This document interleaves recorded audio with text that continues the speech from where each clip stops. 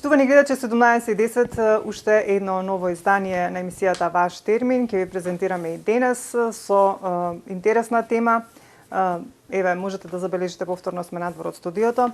Во посета сме повторно на доктор Албина Манева Крстевска и незиниот велнес центар, кој што е за подобрување на психофизичкото здравје кај луѓето. Минатата емисија кога говоревме, зборевме нели што би требало ние да правиме за да го сочуваме нашето здравје, што значи да се биде здрав, значи што значи тоа болест и така натаму. Меѓутоа останавме недокажани за многу работи. Одлучивме повторно да направиме уште еден разговор, се со цел да ги дообјасниме работите за сите оние кои што не следат и да дознаат нешто повеќе како да се грижат за своето здравје и како да останат здрави. А пак, ако имаат некој проблем нели со некое заболување, тука е доктор Албина да им даде совети и да им помогне. Доктор Албина, ти благодарам повторно што не удостои со тоа да присуствуваме во твојот велнес центар и да ги објасниме работите што не ги објаснивме во претходната емисија. Задоволство ми е што повторно сте кај мене секако и јас останав пократка со времето за да објаснам одредени работи како информација на луѓето, кој го прифати тоа, кој не го прифати, меѓутоа како една од друг агол да се погледне на здравјето, болеста и лекувањето. Значи, она што не е баш вообичаено во размислувањето. Постојат одредени норми, правила, теории, меѓутоа постои и друг начин на размислување. Јас тоа сакам да го кажам на луѓето кои ја гледат вашата емисија и да ги стимулирам да размислуваат, да го отворат своето, малку да размислуваат на друг начин, затоа што луѓето се во тешка состојба, според моje мислење, и со ова пандемијата и воопшто, како во чорсокак. Тие што имат хронични особено проблеми, така да секогаш има решение и многу често решението се наоѓа во самите луѓе. Така да знаат многу работи кои веројатно некои ги знаат, некои можда и не ги знаат, така да ова е информативна емисија и со таа цел сакам неколку збора да кажам. Так, како што кажавте и вие, значи за здравјето, болеста и лекувањето од друг агол. Тоа ќе ни биде нашата денешна тема, како објаснување до нашите гледачи за сето она што треба вие да го кажете. Први на почеток да ни кажете што представува здравјето кај еден човек. Па, за да се разбере што е здравје, нели така, треба уште еднаш, јас ќе потенцирам да се знае човековото битие од што е составено. Значи, тоа е составено, односно споено, значи хемиско и витално тело, односно од материјално и нематеријално битие кое заедно во хармонија функционира. И така треба тоа да се гледа на тоа, да се анализира и така треба да биде усмерено и лекувањето покасно.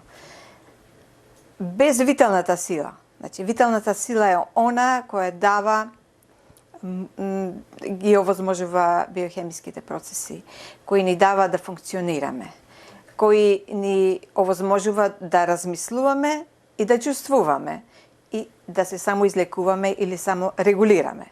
Без тоа не е возможно. Јас и понатаму имам кажано и порано дека ние функционираме како еден комплициран телекомуникационен систем во нас и поврзани сме со околината. И сето тоа е поврзано со нашето здравје. Еден пример ќе кажам. Значи, како е тоа поврзано? Ако имаме силни емоции, значи силни емоции, што значи? Тоа емоции можеме да имаме на радост, на страв, нели така? Емоции на љубомора, емоции на омраза, било што, нашето тело реагира. Пример, страв. Кој имате страв, сите различно реагираме. Некој ќе се укучи, некој го губи гласот. Имаме деца кои престанале да зборуваат заради преживеан страв и голема траума. Пример. Некои бегаат, некои викаат, почнуваат да викаат, да гестикулираат. Значи, телото е поврзано со емоциите, а исто така е поврзано и со начинот на размислување. Значи, каква е нашата форма на размислување? Тоа е се поврзано заедно и функционира и е строго поврзано со нашето здравје. Дали ќе бидеме здрави или не. Значи, кој ги регулира тие процеси, би сакала да објаснам. Значи, тие процеси ги регулира невроендокриниот систем. Значи, покрај овој систем телекомуникационен, кој овозможува брза комуникација. Така да, дали ќе имаме некои емоции и како ќе бидеме и како ќе размислуваме, тоа се одразува на нервниот систем и на ендокриниот систем. Што е друго потребно во организмот? Значи, потребно е да имаме и енергија. Значи, треба да имаме некој систем кој ни доставува енергија и кој што е приклучува и исклучува. Значи, таа енергија каде се наоѓа? Значи, таа енергија, некој се прашали од каде добиваме ние енергија? Некој каже, од биохемиските процеси се ослободува, меѓутоа таа мора да биде складирана некаде. Значи, таа е складирана во нашата вода. Значи, ние сме 70 до 80% вода, која е специјално структурирана. Не е вода како што замислувате во реките или вода што тече. Значи, таа е структурирана и таа во себе задржува енергија. Сега, кога ние сме во некоја состојба, да речеме на физичка агресија или не напаѓа некој хемиски агенс или се работи за некои електромагнетни бранови, значи некои фреквенции кои може да не оштетат, пример, или нашето размислување, состојбата на нашиот ум и нашите емоции прават дисхармонија во организмот, се јавуваат одредени блокади и тогаш ни е потребна енергија. Која покренува таа енергија? Од нашата вода, која се наоѓа насекаде, таа е сврзана, значи поврзана и насекаде се наоѓа во организмот. Значи, тоа е автономниот нервен систем. Значи, тоа е или невровегетативниот нервен систем. Значи, тој ја покренува, меѓутоа ја покренува под команда на мозокот. Кората на мозокот, хипоталамусот, невровегетативниот систем. Тој го има насекаде. Значи, крвните садови, срцето, дишењето. Дишењето е многу важно. Исто дишењето е поврзано со функцијата на нашиот ум и емоции. Знаете, кога ќе сте уплашени, брзо дишите. Нели така? Можете да го блокирате дишењето. Значи, луѓе кои се анксиозни викаат, немам воздух, не можам да дишам. Нели така? Тоа е се многу тесно поврзано. И што прави невровегетативниот систем? Тој се состои од симпатикотоничен систем и ваготоничен систем. Односно, популарно се вика симпатикус и парасимпатикус. Значи, симпатичниот нервен систем е кога ние сме будни, кога сме активни, тоа е во текот на денот. А парасимпатичниот тоа е кога сме во мирување, а може и преку денот кога сме во релакс. Значи, тоа е систем кој прави репарација. Тогаш тој е активен и кога сме болни. Значи, организмот има систем за саморегулација, самоизлекување и кога ние сме болни се уклучува парасимпатичкиот систем за да врши регенерација. И тоа се поклопува со нашиот биоритам, ден-ноќ. И тоа е слично на еден електромагнетен бран. Имаме горе па долу. И затоа е многу важно денот да го користиме за активности, а во ноќта да спиеме, заради тоа што, како што знаеме дека сите органи се регенерираат во текот на ноќта и во оној дел кога да, мора да имаме добар сон и мора да си легнуваме на време и да стануваме на време. Значи, тоа е многу битно за здравието. Значи, луѓе кои не се придржуваат на тоа, си го штетуваат здравието, кога-тога. Значи, отприлика е тоа како тоа функционира. Сега ние кога може да се разболи некој проблем, може да настане проблем било каде. Меѓутоа треба да размислуваме дека било каде да е проблемот, значи реагира целиот организам. Не може вие да размислувате дека ако проблемот е локализиран на едно место, дека тоа не се одразува на целиот организам. Се учества, се е тесно поврзано. И многу е важно да не ги потиснувате одредени знаци, симптоми, а исто така е важно за здравието да не ги потиснуваме емоциите. Што треба да знаеме за здравието? Пред се, па после би зборувала за болестите. Зашто ова е, мислам дека е многу битно. Што треба да сме здрави? За да сме здрави, прво треба да сме физички здрави. А физички здрави, значи, ова што кажавме, треба да го негуваме нашето тело. Значи, да се легнуваме на време, да имаме добар сон. Понатаму, да имаме добра храна. Храната треба да е свежа и да е здрава. И да пиеме доста квалитетна, чиста вода. Тоа е основно. А понатака да избегнуваме. Значи, храна која е преработена, храна која е со многу емулгатори, со многу пестициди, со вештачки бои, тоа мислам дека луѓето сите го знаат. И тоа треба да се избегнува. Колку тоа да го форсираат и го рекламираат. Значи, ако сакате да сте здрави, барем треба тоа од тој дел да се сочувате. А водата мора да биде чиста. Сега тоа што дишиме. Да избегнуваме големи градови. По можност да живееме надвор од градот, да живееме во природа, да сме често во природа, да имаме физички активности. Тоа е од тој физички дел. Меѓутоа, не е се там услов. Емоциите. Емоциите се многу битни. Емоциите може да водат во хармонија и во дисхармонија. Значи, емоции. Може би и најбитни. Многу битни. Емоциите и формата на мислењето. Мисловниот процес каков е. За да бидеме здрави, значи, што треба? Да ја негуваме меморијата, да ја негуваме логиката, аналитиката и имагинацијата. Она што ми смета во воспитувањето на децата и дома, и во училиште, што тие тоа го кочат. Значи, децата сака да ги стават во калуп. Значи, уште како мали. Ова смееш, ова не смееш. Добро, мора да се него да има. Меѓутоа, ти тоа не го знаеш. Ти не можеш да мислиш. Ево, јас ке ти кажам што да правиш. Значи, сите имаме некои таленти. За сите се надарени за нешто.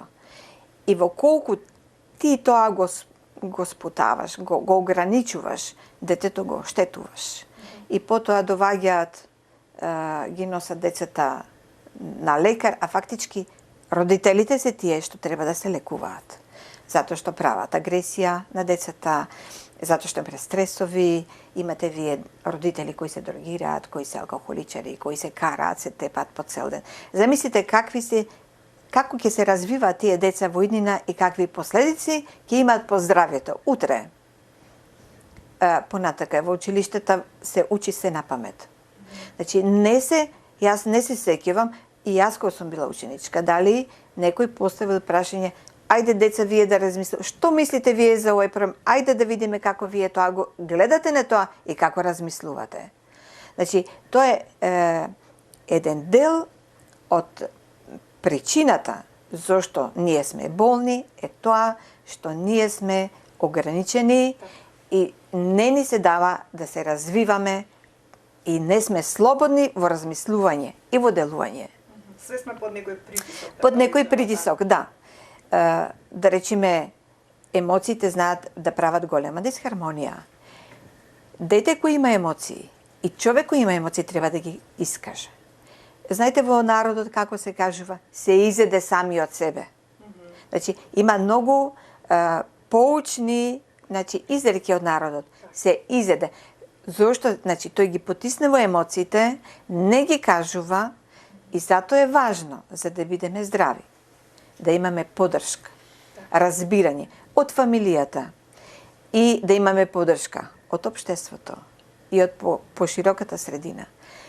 И исто така е многу важно да можеме да си ги изразиме и нашите способности. Значи, да се канализираме таму каде што ние сме способни. Ево ќе ви кажам пример. Детето е способно за одредена работа. Пример за музика. Так. и сака да учи музика. Родителите со музика не можеш ти не можеш да живееш од музика, има да студираш економија. Или има да студираш право, или има да студираш нешто друго. Ние можеме тебе да ти свршиме работа, да се запослиш. Тоа дете нема да може да се пронајде себе си. Утре. Ќе биде постојано незадоволен, ќе има незадоволство. Значи, што е важно за здравјето? Важно е да имаме љубов, да знаеме да дадеме љубов и да знаеме да примиме љубов. Тоа е многу битно. И понатака е важно да имаме цел и смисол. Многу често ќе слушните луѓе кои се разболуваат, или се депресивни, или имат канцер, ќе речат, јас ме е смачено, немам повеќе смисол во животот. Или се разочарани од разни причини, или имале преголеми очекувања, или не биле во состојба да се искажат и да се докажат. Затоа што ние во животот треба постојано да се развиваме. Постојано да работиме на себе, да се само анализираме и да се коригираме. И сите тие стари трауми треба да знаеме како да ги да го намалиме нивното дејство. Значи има такви техники, да речем од тие состојби кои биле силно травматични, како да ги смениме во позитивни, имагинарно. И тогаш тие нема толку силно да делуваат на нас. Значи, тоа е важно. Исто така важно е и морално да сме здрави. Што значи морално? Она што сега мањка во светот. Да знаеме што е правилно и што е неправилно. Значи, правилно е немој да лажиш, немој да крадиш, немој да правиш прелюба. Нели така? А ние тоа го правиме и се правиме дека тоа све во ред. И дека тоа... Меѓутоа, тоа не се враќа, затоа што подсвесно знаеме дека тоа не е така. Иако живиме во еден атеистички свет, практично, и науката е атеистичка, меѓутоа, јас би сакала да им поставиме на прашање на вашите гледачи. Дали некогаш биле во состојба на силен стрес, кога е имало опасност по нивниот живот, кој е првиот збор што тие го кажуваат? Господе. Првиот збор. И тие што се атеистични и што никогаш не верувале, ќе го кажат. Значи, ние имаме нешто во нас, исконско, што ние сме поврзани со целиот универзум. Значи, во универзумот има закони. Дали ние ги знаеме или не ги знаеме? Дали ние ги признаваме или не ги признаваме? Независно тие си постојат, си владеат. Значи, во светот постои енергија, материја и закон. Енергијата именува материјата според универзалните закони. И тоа е правило. Сега, луѓето сака да изиграват Бог, ама нема да можат. Значи, има одредено, не можат да бидат богови. Значи, не можат тие да раководат со универзумот. Значи, мора да се подлежат под законите на универзумот. И друго, ние мораме да водиме сметка и за нашите блиски, и за околината. Што значи тоа? Значи, и за она добро што ни е оставено, и за животинскиот и за растителниот свет, да не ги уништуваме. Затоа што со тоа се уништуваме и самите себе. Да. Ова е, како да кажам, повеќе причини посочивте за тоа како може да настане проблем со некој вид на заболување. Кога говоривме минатиот пат, многу малку обрнавме внимание на тоа што представува загадувањето на организмот. Ова што досега го кажавме некако повеќе од психофизички аспект. Што треба ние, како треба да се однесуваме во секојдневието. Меѓутоа, ајде што значи тоа да објасниме загадување на организмот. Како можеме ние да го загадиме организмот и всушност како си го загадуваме во секојдневието? Па, од се ова што го кажав. Значи, дали е тоа на физичко ниво, дали е од надвор или од внатре, се загадува со тоа што прво не функционира добро дигестивниот тракт. И се продуцира токсини. Значи, не се разлага храната, се ферментира, тоа минатиот пат го објаснав. Понатаму, многу отрови се внесуваат од дигестивниот тракт. вие му давате отрови со тоа што луѓето пијат по 10-15 тапчи на ден, тие се сите токсични и треба да одат во црниот дроб, а црниот дроб треба многу да работи за да тие ги неутрализира, тоа што делува, потоа го исфрла и така натаму. Загадување од надвор и така натаму. Значи тоа е лоша храна, тоа е една работа. Тоа после црниот дроб па бубрезите, значи тие треба да го исфрлат, да ги исфрлат отровите. И ако тие не функционираат добро, нели така, настанува загадување. И загадување настанува ако немаме добро кислород. И загаденоста значи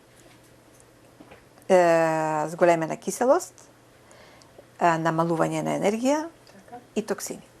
Значи, токсини се стварат, нешто се исфрла, значи преку бубрезите, столицата, преку дишните патишта, преку кожата, со потењето, меѓутоа не може све да се исфрли и затоа останува да се складира некаде. И сега, штом се складира некаде, што станува? Значи се закиселува, нема кислород, условите се менуваат и организмот реагира на тоа. Значи се покренува систем за излачување. Значи треба тоа све да се исфрли. И се обидува да се исфрли. Меѓутоа, вие знаете кога имате труење со храна, што станува? Повраќате имате пролив. Нели така? Значи тоа е систем како. Иначе ако имате да речеме труење со разни труења има со апчина, испиле повеќе, што прават докторите? Го мијат? Да. Значи истото го прави и организмот. Значи вие ако одите во тој правец како тоа оди, значи ќе имате брзо успех. Така. Значи тоа е една работа. Понатаму се менува средината, нели така? Значи штом се мени средината, организмот треба нешто да направи, треба да исчисти. Кој е чистачот? Вие знаете чистачот кој е? И во природата. Лисијата паѓаат секоја година. Ако нема микроорганизми кои ги разлагаат и ги распаѓаат, што ќе стане? Тие ќе си останат, ќе се таложат. Значи, тоа се микроорганизмите кои не се потребни на некој начин. Кои ги распаѓаат материите кои веќе немат живот, кои немат витална енергија. Значи, тие се треба да бидат елиминирани, ги распаѓаат до најситни частички и така, потоа почнува се претвара тоа во гној, нели така е лисијата, па почнува све од почеток. Дали тоа значи дека ние всушност сите тие микроорганизми и бактерии ги имаме во себе? Само што проблемот е кога ќе им дадеме поле да тие направат проблеми да се размножат во поголема количина, тогаш се појавуваат оние бактериски вирусни инфекции така натаму? Да, тоа е, јас ако имам време би објаснала. Значи има во науката и има хипотези. Значи луѓето поставуваат хипотеза, врз основа на хипотезата се става постулат, врз основа постулатот теорија. Так. Сега ќе се прифати една теорија и се вика ова теорија е апсолутно вистина. После 100 години ќе се рече ова не важи повеќе, имаме друга теорија. Значи не е тоа вистина. И сега ние имаме две теории што се однесува до микроорганизмите. Теоријата на Луи Пастер, кој вика Луи Пастер не бил доктор, бил хемичар. Тој се бавил со ферментација. И организмот е стерилен, нема микроорганизми и тие влегуваат од надвор и ние треба нив да ги убијаме за да се излечеме. Од другата страна, тоа е теорија на мономорфизам, е теоријата на полиморфизам на Антуан Бешам. Тој е познат на времето доктор, кој сега никој не го спомнува, меѓутоа мислам дека ќе стане за брзо време актуелен. Значи, тој вика, ние микроорганизмите се во нас. Сега не зборувам за микроорганизми од надвор кои предизвикуваат тешки заболувања, нели така? Значи холера, чума и така натаму. Тоа е веќе друга приказка, значи тие влегуваат преку вода, преку други начини, нели, преку кожа и така. Меѓутоа, зборувам за вообичаени. Значи, тој вика микроорганизмите се во нас и тие стануваат патогени кога се менува средината. Значи, да се надоврзам на ова. Значи, станува кисела и нема кислород, има многу токсини. И тоа е средина, каде што тие, и тоа Бежан вака вели, бактериите, габичките и вирусите, значи, се развиваат во зависност од средината, преминуваат од една форма во друга. Тоа значи, од бактерија не станува габичка, од габичка вирус и обратно. Значи, ако ви е кисела средината, малку бактерии. Ако е повеќе, габички. Ако е многу кисела, вирусите. Ако вие смените средината, почнува обратниот процес и на само излекување. Значи, тоа е првата одбрана на организмот е екскреција, да се исфрли све. Во колку тоа не се успее, тогаш почнува воспаление. Се дига температурата. Меѓутоа, во екскрецијата пропуштив да ви кажам, што е многу важно да знаат луѓето, дека се лачат, да речеме, разни секрети. Значи, кашлење, постојан секрет од нос, од уста, астма, разни кожни заболувања. Значи, тие се едни од системите за чистење, слуз во столицата и така натаму. Значи, тие се еден систем за чистење. Тоа означува, значи, не треба на тие луѓе да им давате хемикали, него треба да ги изчистите, да му направите детоксикација. И така тоа ќе се среди. Понатаму добиваме температура, па воспалителни процеси, локални, па позначени и така натаму, во зависност во каква состојба е организмот. И на крајот, значи, ако сите тие се реверзибилни процеси, на крајот, ако до толку настане голема интоксикација и закиселеност, настанува органски промени, дури оштетување ДНК и на крајот се завршува со страшно дегенеративни процеси, меѓу нив и канцерот. Значи, тоа така се движи. Сега, има и еден научник, Ендерлайн, кој во 1935 година кажал дека најмалата форма на живот е протит. Тој така тврди. Дури го имаат пронајдено во египетските мумии. И оживува. Дали тој не може да се уништи дури над 1300 степени. И тој вака вели, од протитот настануваат сите микроорганизми. Значи, во зависност од средината каква е. Средината е таа што диктира. Значи, што треба, кој организам треба да се развие. И на крајот, значи, најдегенеративната форма е мукорацемозис, значи, тоа е габа. И таа кога ќе се распадне, останува протит и повторно се врти кругот. Значи, тоа е таа теорија сега, дали точно сега мене тоа ме потсеќа на матичните клетки.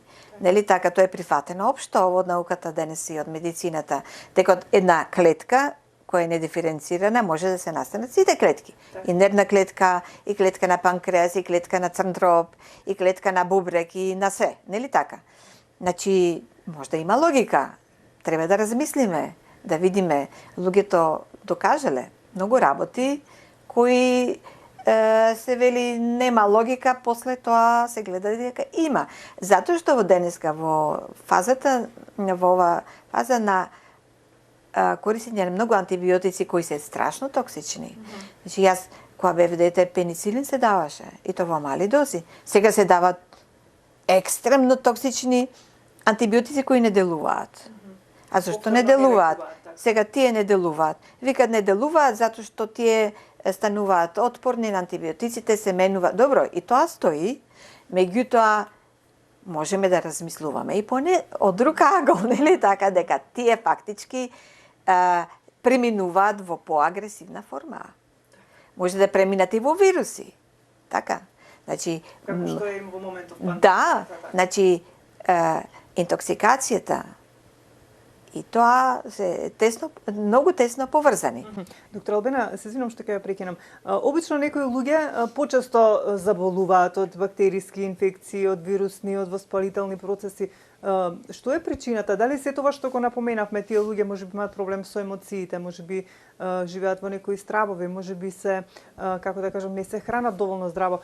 Што е најголемата причина кај луѓето кои што многу често во текот на годината заболуваат од инфекции, па треба и да користат дури антибиотици за да нели се излекуваат?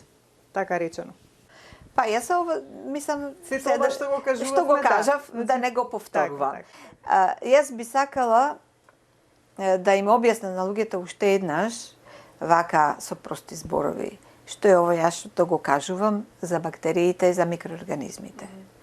Значи, ние сме земја каде што фрламе многу ѓубре.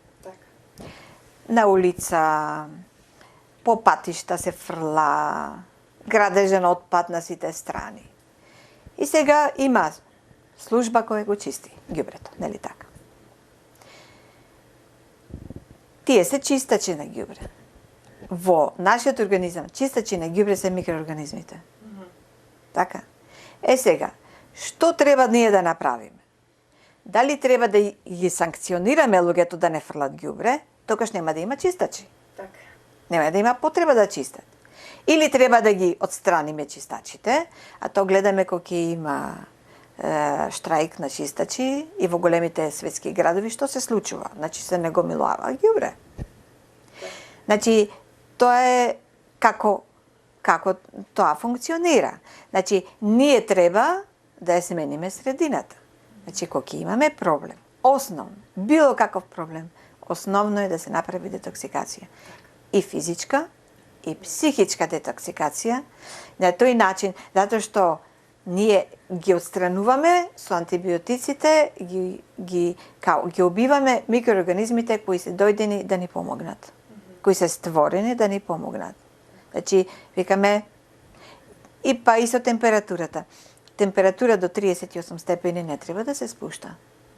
Значи, таа е температура која се дига за да ги стимулира одредени процеси. Добро, над 38 веќе е нешто друго. Она што е важно во лекувањето на луѓето, значи да се сватат процесите како организмот функционира и да се оди во тој правец да му се помогне на организмот во репарацијата, во отстранувањето на отровите, во регулацијата на pH средината. Вие не можете, ако тој има силно заболување и е закиселен, уште повеќе да го закиселувате со силни хемикалии. Или со тоа што ќе го травматизирате, ќе му кажете, ето со здраве да си ја носиш болеста, за ова нема лек. Мислам, можете да замислите како тие луѓе се чувствуваат после тоа. Значи, сепак треба да се најде добар збор, да им се објасни дека може нешто да се направи повеќе, нели така? Так. Сега не напоменав на почетокот, меѓутоа сите оние кои што не следат да кажеме дека ти по професија си ортопед хирург. Меѓутоа сега веќе тоа долго време не го работиш, им помагаш на дечињата во однос на, сите добро знаат, во однос на оние проблеми со робетниот столб, сколиози и така натаму. Дипломиран хомеопат и со биофизичката медицина, уште еднаш да потенцирате, да не кажам нешто погрешно, каде го имате изучено се тоа со што вие се занимавате и им помагате секојдневно на луѓето по велнес центарот. Па добро, не е важно каде сум го заучила, секој сум научила надвор од земјата. Да знаат, надвор го заради имам тоа што учено. има, нели, Да. луѓето сакаат да знаат. А многу имам работено на самата себе. Така, тоа сакам и да го кажам и да го потенцираме секогаш, бидејќи да знаат дека сепак вие сте доста информирани, доста начитани, имате доста знаење за се тоа што го говориме. И токму сте компетентни да го кажете се тоа. Добро, сега мислам да не го повторувам. Јас сум поприлично едуцирана. Значи и за официјална медицина, што е и за околу хомеопатија, биорезонантна терапија. И токму со сето ова знаење, тоа ми е целта, го правите за да секојдневно помагате на луѓето кои што ги имаат овие проблеми за кои што говориме, кои што се создаваат со сите овие, како да кажам, услови во кои што се наоѓаме. Секако и јас би сакала, секогаш кажувам, што повеќе мои колеги да размислуваат на подруг начин, за да може да им олеснат на луѓето. Некојаш мене за луѓето навистина ми е жал, затоа што се во тешка состојба, не знаат што да прават. Значи, не знаат во кој правец, како да си помогнат самите себе, а може да си помогнат во колку. Значи, важна е едукацијата, важно е да се интересираат, значи, да читаат и посебно ми е важно за децата, затоа што на младите останува светот. Да. Сакав да кажам пред се тоа што нели сте едуцирани доста за се тоа што го работите, меѓутоа сте и голем човек и доста хумана личност. Сакате на луѓето да им помогнете и знам дека многу давате од себе, дури повеќе од своето време што е потребно за вас, вие да се одморите и го посветувате на вашите пациенти, и тоа е навистина секако за поздрав кога би имале вакви повеќе личности, нели, кои што ќе се грижат за здравјето на луѓето, можеби не би имало толку болни луѓе. Не, има како да не. Има секако лекари кои се посветени на својата професија, како на секоја професија што треба да се посветиш и треба да си ја сакаш професијата. Тоа е и услов да си здрав и да си користен. Тоа е услов за здравје. Значи да се осетиш користен, да можеш да им помогаш и на другите и така имаш и задоволство и за самиот себе. Покрај ова што го говориме, сакам да потенцирам уште, бидејќи нели сите кои што ќе не слушаат нели во нашите гледачи, граѓаните, секако дека можеби и имаат по некој здравствен проблем. Како оди се тоа кога веќе кај вас ќе се јават, знам дека секојдневно ве бараат за сите оние проблеми со кои што се соочуваат, доаѓаат кај вас, што првин им препорачувате и што првин преземате? Знаеме дека приноди оној разговор, нели, кој што го водите со нив, една анамнеза. Јас зборувам со нив и се обидувам да ја најдам етиологијата која е причината и јас отворено зборувам со нив. Така да им предлагам одредени работи, некои ги прифаќаат, некои не. Затоа што ова што јас го барам од нив бара доста работа на самиот себе. Така да јас им вика, ако сакате да се промените, нешто да направите за себе, во ред. Ако не, барајте друг начин. Значи, многу луѓе сакаат на готово, не сакаат ништо да променат, ни во нивните навики, ни во нивното размислување и тие се задоволни да им се даде некој апче да пијат.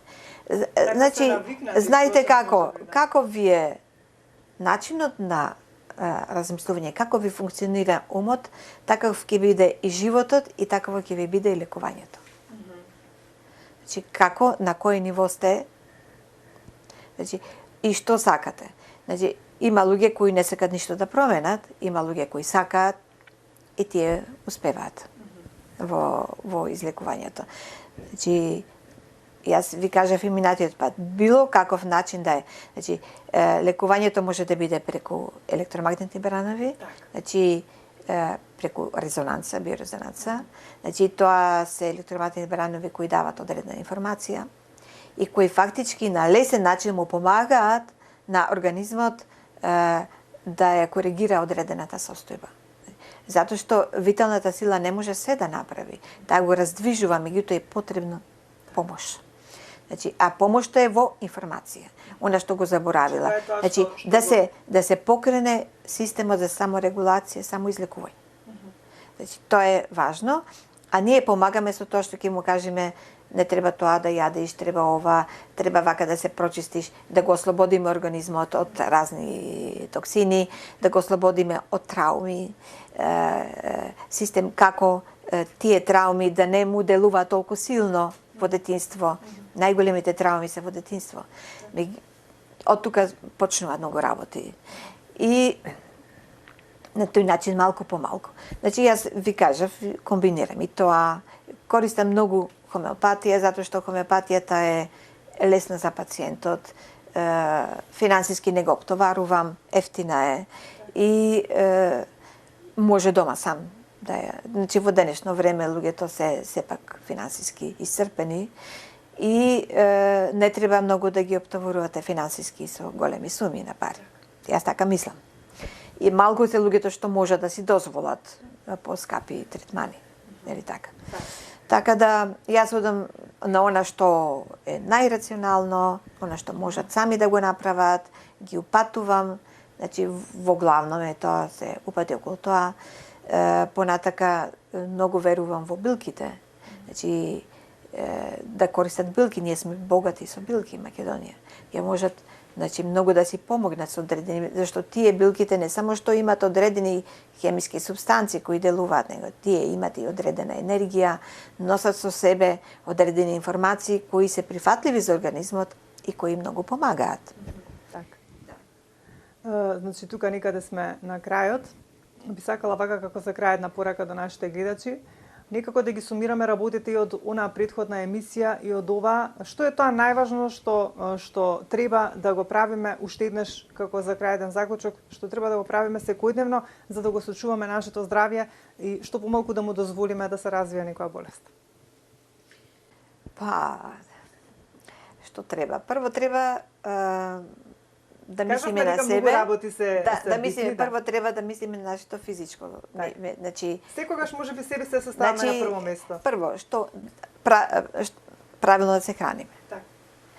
Друго, да не внесуваме токсични материи, токсична храна. Понатака, да имаме добар ритам на живот. Да имаме позитивни емоции, умот да ни работи со мисловниот процес да биде позитивен. Значи, умот треба да ви биде бистар, спокоен и мирен. Значи, да биде позитивен. Так. Значи, да биде позитивно да размислуваме. Значи, тоа е еден услов. И емоциите да ги, ако имаме негативни емоции, значи, да се обидеме да ги отклониме. Затоа што, ако сакаме на некого да може наштетиме, луѓето не знаат дека си штетат на самите себе. Значи, тоа е, знаете, онај бумеранг. Значи, ти сакаш фрлаш по некого, а тоа ти се враќа тебе. И тоа гадно се враќа. Значи, ако тоа го сватат луѓето, а почнат да се менуваат, тие и односот на другите луѓе кон нив ќе се менат. Значи, поинаку ќе ги гледаат. Значи, има луѓе кои не знаат да сакаат, не знаат да дадат нешто добро, стално се нерасположени.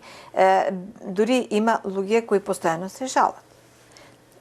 Постојано се не знае, ова ме боли, она ме боли, сега ме боли главата, не сум расположен. Значи, и тоа постојано го зборуваат.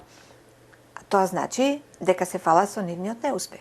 Тие не се задоволни од себе, и тоа го рефлектираат на другите, и тоа се одразува и другите према нив не се однесуваат соодветно.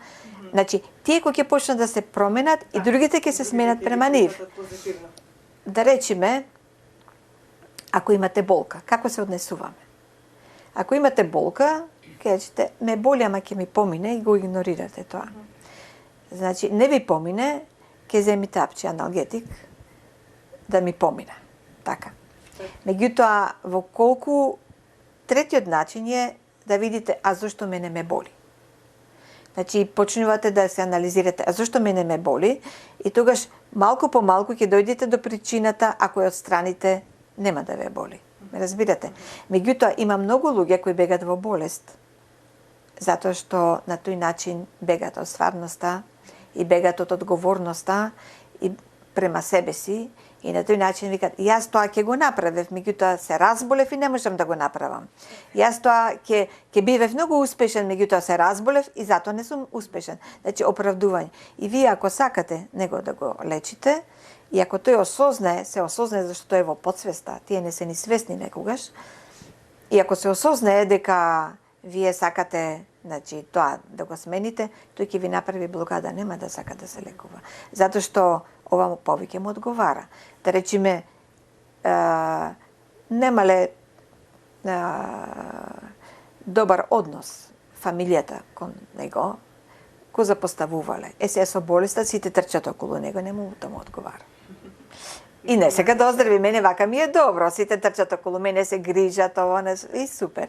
Значи, има и таков начин на размислување, затоа јас и тоа го зборувам, затоа што малку и тоа го анализираме, освен психолозите, психоаналитичарите, ова го знаат многу добро.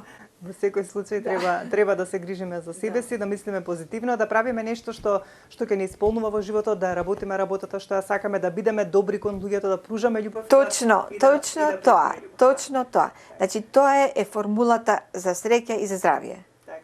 Доктор Албина, се надевам дека сите оние кои што не следат ќе ги послушаат овие ваши совети за сето она што значи добро психофизичко здравје и дека ќе ги применуваат во секојдневието, а секако ако имаат некој здравствен проблем, да се запрашаат која е причината, можеби па таму да го бараат решението. Ви благодарам за денес. Благодарам и на вас. Почитувани гледачи, тука некаде ќе ви се заблагодарам за вашето внимание. Се разбира, ве оставам во убаво расположение, имајте убав остаток од денот, а ние повторно се гледаме за 7 дена во исто време.